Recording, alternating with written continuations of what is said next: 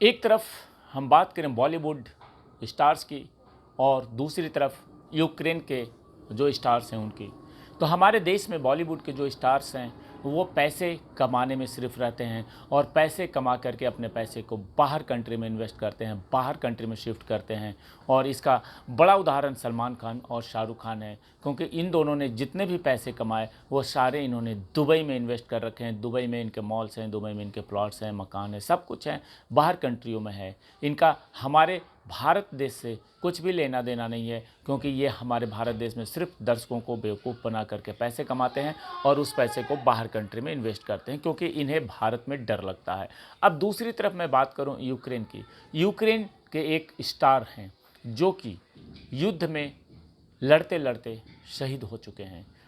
उनका जब यूक्रेन में ये नियम लागू किया गया कि यहाँ पे हर किसी को युद्ध में हथियार उठाने हैं रूस के खिलाफ, तो उस एक्टर जो था यूक्रेन का, उसका नाम है 33 साल का है, एक्टर है पाशा ली। पाशा ली जा कर के सेना में शामिल हुए यूक्रेन में, और युद्ध के चलते एक्टिंग छोड़ करके उन्होंने टेरिटोरियल डिफेंस यूनिट ज्वाइन किया था और वॉर में वो मारे गए। और बता दूं कि पाशा फ्रंट लाइन में रह करके सेना के निर्देशों का पालन कर रहे थे, और 6 मार्च को इरपिन में हुई बमबारी में उनकी मौत हुई है।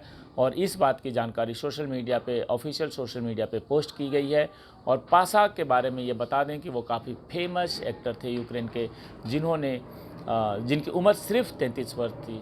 और युद्ध शुरू होते ही पाशा ने एक्टिंग करियर छोड़ दिया और यूक्रेन के डिफेंस यूनिट में शामिल हो गए, और वो लगातार रूस के खिलाफ लड़ते रहे। लेकिन 6 तारीख को एक बमबारी हुई जिसमें पाशा शहीद हो गए। और जब तुलना करिए कि कैसे हमारे देश में जब आफत आती है, कोई ऐसी बात होती है, चाहे वो कोविड का ही एक नॉर्मल सा आफत था, वहाँ भी बॉलीवुड के सारे स्टार एक्टर और एक्ट्रेस भारत छोड़ करके दूसरे देशों में चले गए छुट्टियाँ मनाने।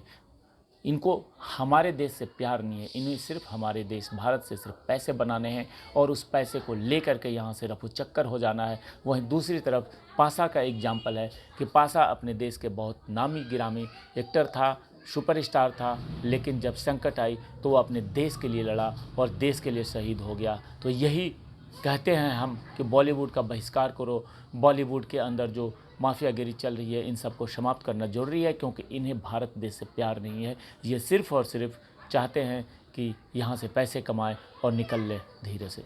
जय हिंद, जय भारत।